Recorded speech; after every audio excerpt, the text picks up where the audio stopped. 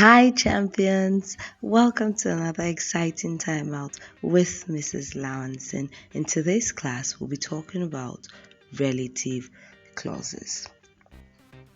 This is the first part to this video.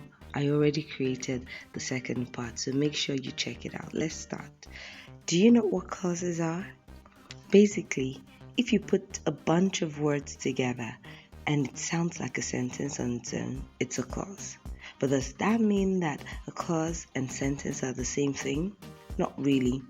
A clause by itself could be a sentence, but you could also put two or more clauses together in one sentence. In fact, one way to do that is with relative clauses. It's called relative clauses because one clause is related to the other, just like in a family tree. A relative clause has a word or phrase in common with the main clause of its sentence. For example, I've got tickets to see Vanessa Jones, who sings like an angel. It has two clauses here, right? What's the first one? Exactly, I've got tickets to see Vanessa Jones, and she sings like an angel. Both clauses talk about Vanessa Jones, so they have that in common. But who sings like an angel can't be a sentence on its own, right? It could be if that was a question though.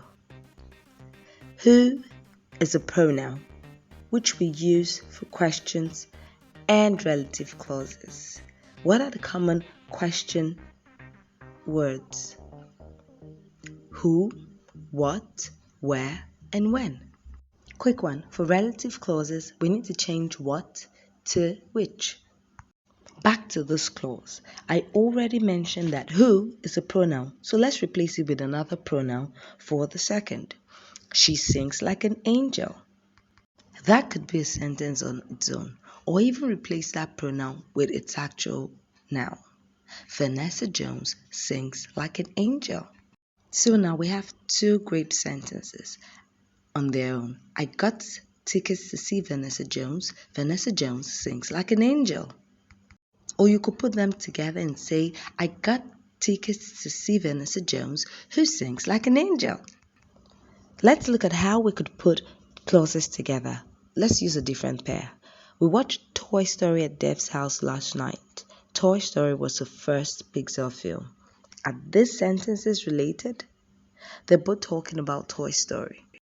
Our first step in putting them together is to find out the noun that they both have in common. Let's call it star instead of the noun that both clauses have in common.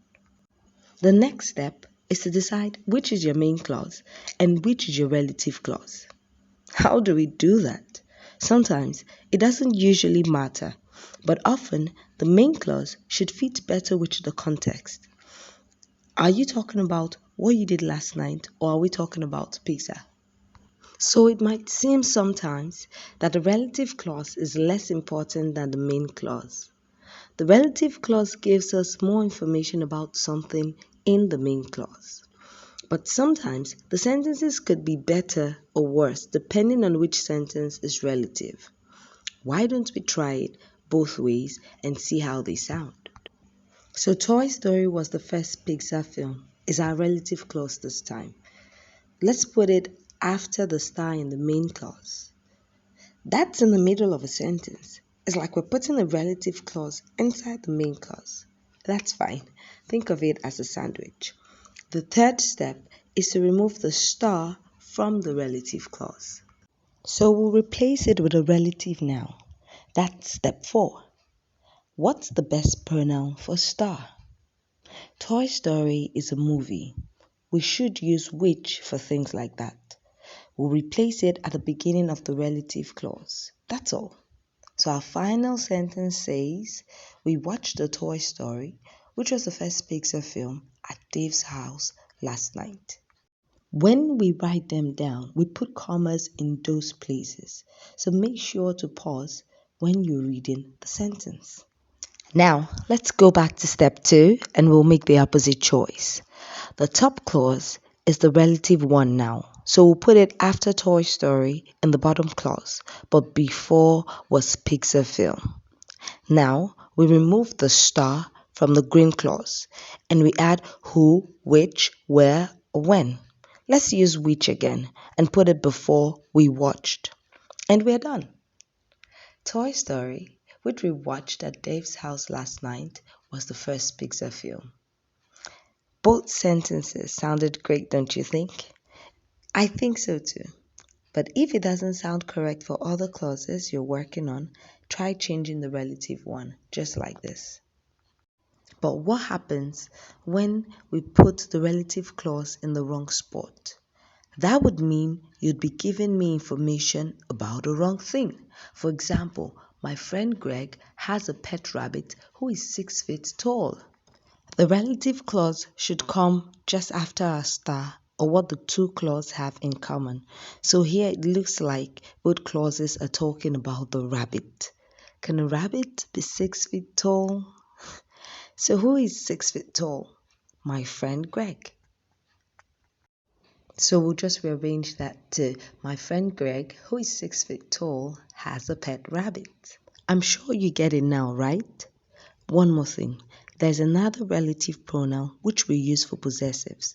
If we're talking about Steve in the main clause and Steve's hat in the relative clause, we say whose hat? So we say, can you find Steve whose hat is blue? So why do we use relative clauses anyway? Whenever you want to put thoughts together in one sentence, yes, we use it. Remember, the relative clause usually gives us more information about something in the main clause. Relative clauses let you express all of that at once. Another reason is to change the flow of the paragraphs of your speech. If you have a bunch of short sentences everywhere, it sounds choppy. There's a lot of starting and stopping. Relative clauses helps to put some of the sentences together. When your words flow together more, you can sound more natural. So when you want to write to sound smoother, consider using relative clauses.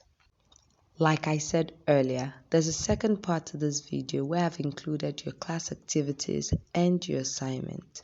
Do well to watch the second video. All assignments must be submitted using blogspot.com. So blog about it. Don't forget to use relative clauses. I can't wait to see your assignment. That'll be all for now. Bye.